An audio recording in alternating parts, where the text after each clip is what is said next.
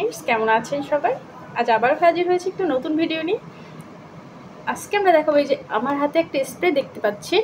এটা হচ্ছে একটা অ্যান্ডিল spray, nitroglycerin USP 400 microgram per spray.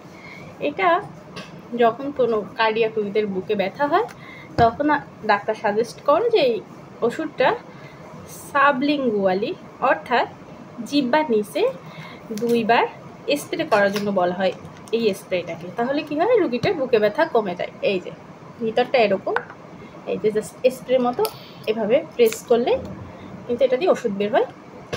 তো এটা জিহ্বার নিচে দিতে হয় 2 বার। কিন্তু অ্যাজ এ নার্স হিসাবে আমার একটু অ্যাসেসমেন্ট করতে হবে রুগীকে।